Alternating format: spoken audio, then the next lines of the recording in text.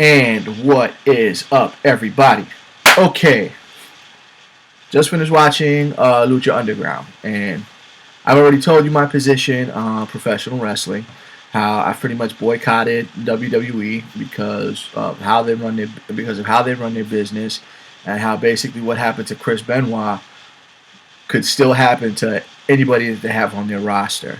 So the fact that they're not really trying to change anything about it, it disheartens me. It seriously disheartens me. But the fact that I started watching pro wrestling again because of Lucha Underground being much different. Obviously, I've explained in my Lucha Underground rant. They've done something. They've done something different. I want to say that not necessarily revolutionize professional wrestling, but at least in this era. The owner, Dario Cueto, who is probably not the real owner, but an actor. He's basically just an actor. But at the same time, he's the owner of Lucha Underground. He basically put up these 7 Aztec medallions, and everybody had to fight for it. Now, what happened was each person that won one of these medallions, there were 7 medallions, so 7 different wrestlers won these medallions. But now, the idea was that what you get is the gift of the gods. He unveils this basically a championship belt with these slots, the 7 different slots for each of those medallions. And what happens is, to compete for that belt, you have to win one of these medallions. So it's going to be a 7-man fight for the gift of the gods. And the way this works is this belt is basically their version of Money in the Bank. Difference being, you're not allowed to cash it in the day, you can't pull a Seth Rollins, you can't pull an Edge, where you or The Miz, where you win Money in the Bank and you cash it in after the champion has either won the title or successfully defended the title after 90 minutes of battling hard. You cash it in, they have to try to defend it. Bam, they win the belt that way. No. Dario Cueto said you need at least, show me a week in advance. That way I have a week to actually promote the fight. And him being a heel, that's interesting for him to put it that way. But they do, like I said, they do things differently. Now, if you win that belt, if you wait too long, other people are going to have the opportunity to challenge you for it. If you decide to cash it in, then the medallions are then taken off and then redistributed via how he had everybody fight for them again. And then you would eventually have another Gift of the Gods match. Now,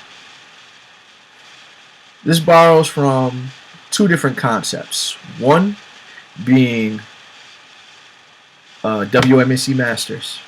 I don't know if anybody remembers WMAC Masters. Well, basically, they were the best martial artists in the world. They're famous throughout the martial arts world. You've probably seen them in movies, getting their butts kicked by people that either don't know how to fight or people that were just a hell of a lot more famous. And that was the sad part about this show. But these guys were champions, and whether it be forms, whether it be points fighting, or actual real full contact competition, like Bridget Riley, who was Baby Doll. And then you got Herb Perez, who was Olympus, who is an Olympic gold medalist in Taekwondo. And you got guys like Ho Sun Pak, who was Liu Kang for the first 2 Mortal Kombat games. different things like that, and even Hakeem Austin, who's a kickboxing champion, I believe, who was the first guy to lose in the first Mortal Kombat movie, and then you had Chris Casamassa, who was Scorpion in I think both Mortal Kombat movies as well as the live action series, which I'm not even going to get into that. But that being said, they basically did this like they did pro wrestling, and the way that it worked was you had to fight for the Dragon Star. The Dragon Star was an artifact, pretty much. It wasn't a championship belt. It was an artifact, and to be Dragon Star champion, what you had to do was you had to fight and win 10 different 4-man tournaments. You had to fight one guy. You had 4 guys like every week. 2 guys fighting in one stage, other guys fighting another, and then the 2 winners would fight in the Battle Dome. The winner of the Battle Dome got the loser's key symbol, and everybody had their own persona, their own key symbol. Once somebody collected 10 key symbols, then each basically the week after would be the Dragon Star. Would be the fight for the Dragon Star title, and he relinquished he would have to relinquish all those key symbols, and then basically have to start all over again if he lost, which did happen a couple times. The whole show was scripted, but it was entertaining, but unfortunately didn't really take off. It was canceled after the 2nd season. And then the second thing that they copied off of was Afro Samurai, the number 2 headband. Basically, Gift of the Gods is not like the Intercontinental title or the television title, and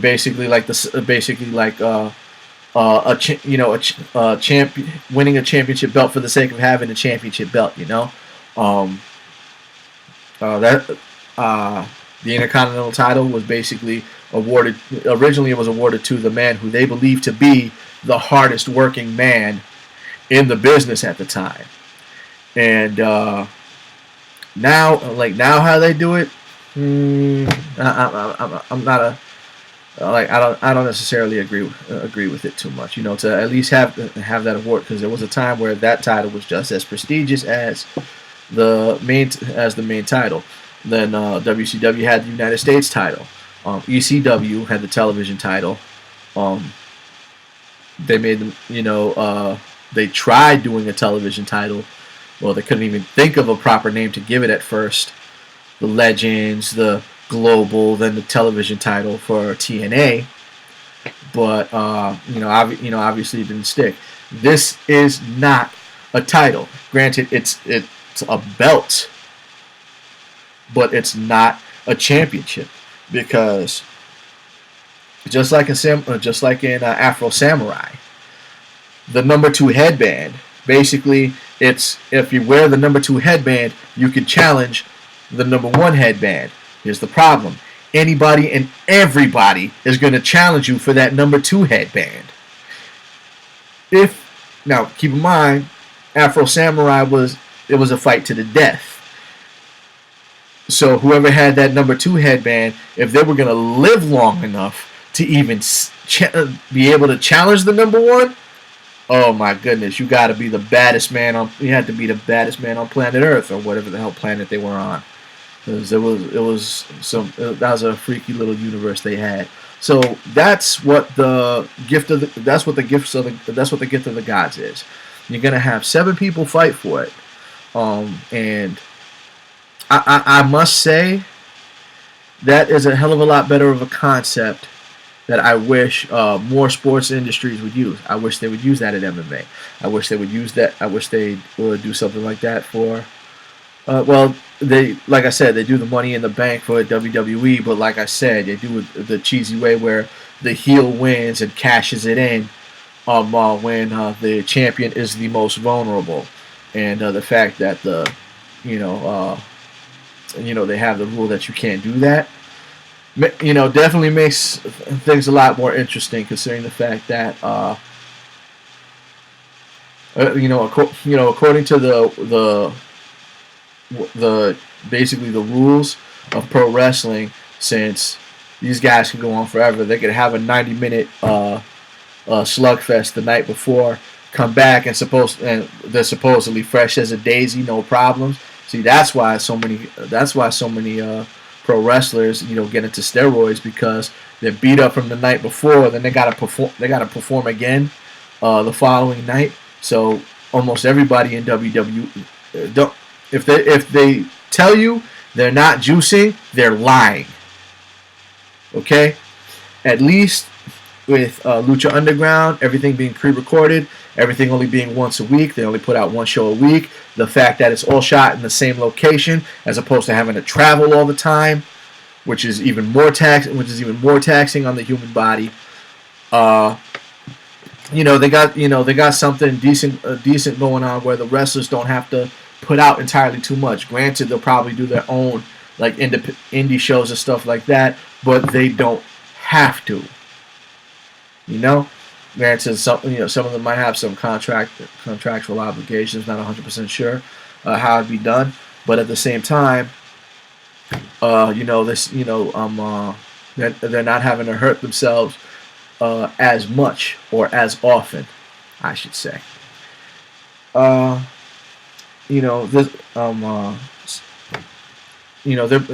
Underground. Now, it's not. Lucha Underground is by no means trying to compete with WWE. It can't compete with WWE because they don't have the money for it. However, what Lucha Underground is a great alternative. Okay, think back to Street Fighter 2, right? But then you also had Fatal Fury. Was Fatal Fury as good as Street Fighter 2? Absolutely not. Because you only had 3 characters to choose from. The graphics weren't that good, but it was still a great alternative, because it was something different. People are tired of seeing the same thing over and over again, so you had something different to watch. When it came to for me, Saturday mornings, it was when you had to watch a superhero team, it was either X-Men or when CBS put out Wildcats. Was Wildcats as good as X-Men? Absolutely not. Wildcats only got 1 season. I don't even think it got a full season, because it was only 13 episodes. But it was still a great alternative. Just something different from what you're constantly seeing. That's what Lucha Underground is in comparison to WWE. You're sick and tired of seeing the exact same thing happen over and over and over and over again. There's like, newsflash, John Cena wins. John Cena wins. Randy Orton wins. Is basically what this is going on right now. It's ridiculous that it's become so predictable. But at the same time, you got something like Lucha Underground, where you don't necessarily know what they're gonna do. Granted, none of their championship titles have, whether the Trios Championship. That's right, the Trios tag team. You got 3 tag teams. If you're wondering where WWE came up with the idea for 3-man tag team, yeah, Lucha Underground has the Trios tag team, and they decided to try to copy that, and apparently it didn't work, because it's back to 2 now. And their champion, Prince Puma, who is this guy, so agile, so swift, he could probably, he's athletic enough to probably compete in mixed martial arts, and might have competed in mixed martial arts. But his agility and everything, man, makes Rey Mysterio look stiff as a board. Man, it's basically cruiserweight. He would win every junior weight class. He would deserve every junior weight class that pro wrestling has to offer. Freaking light heavyweight, cruiserweight, X division, whatever. He's still champion. He's still champion since he won it back in January. Um, the trios tag team champions. Uh, they've been champions for a while. They've been challenged a couple times already, and they're still champions. Granted, yes, I understand it's scripted, but like I said, they're great. These people are great performers. The performances they put on are better than is just so much better than anything WWE has to put out right now. And I'm shocked that there's not a lot of more like Chris Jericho. Chris Jericho I obviously watched TNA because he did an interview with Samoa Joe, and the two of them are going on and on about stuff that happened in TNA and how Chris Jericho's like, oh man, that was a phenomenal match. Oh my goodness, these guys are this, that, the other. And mind you, the two of them have never worked with each other before, but they've worked.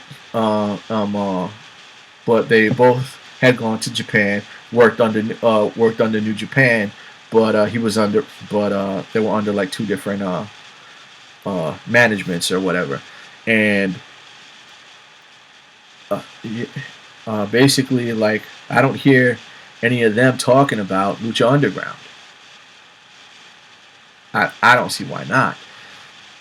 It's not like Lucha Libre USA. Lucha Libre USA was garbage. This, like, the story, the performances, the acting, it's like I said, just leaps and bounds better than anything WWE could put out.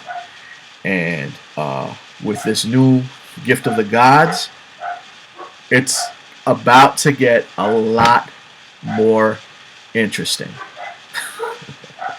And their Ultima Lucha, which is like basically their WrestleMania, is gonna be 2 weeks long. That's right. Like, the Ultima Lucha starts next week, and then the following week, I don't know if both of them are going to be 2 hours long, or if basically next week is going to be Ultima Lucha, only 1 hour, and then the following week is going to be the 2 hour Ultima Lucha. Not 100% sure how that's going to go down, but it's great. And as long as we're on pro wrestling, I want to give a shout out to a friend of mine's brother, who is a indie pro wrestler by the name of Eddie Kingston. Eddie Kingston apparently has been around for a while, has won a couple championship belts. Nobody's ever heard of him. I'm guessing he's from Yonkers, and he is a protege of Tommy Dreamer. And apparently this guy's been around for a while, and he's even fought Samoa Joe on one occasion. And he knows the movements. He knows how to perform as far as like his body type or personality or anything like that, or his actual ability. He's been in it long enough for people to feel that he's worthy of being a champion, and for as long as he's been as champion in all these different organizations. For WWE, never have given him a call. For TNA, they've never given him a call. Like, even I would feel like he would, not so much that he would do better in Lucha Underground, because they probably won't be able to pay him as much, but he would have a better chance of getting his name out there, because he's going to be performing for a television audience of millions of people every week. Just makes more sense. I'm done talking. You guys have a good night.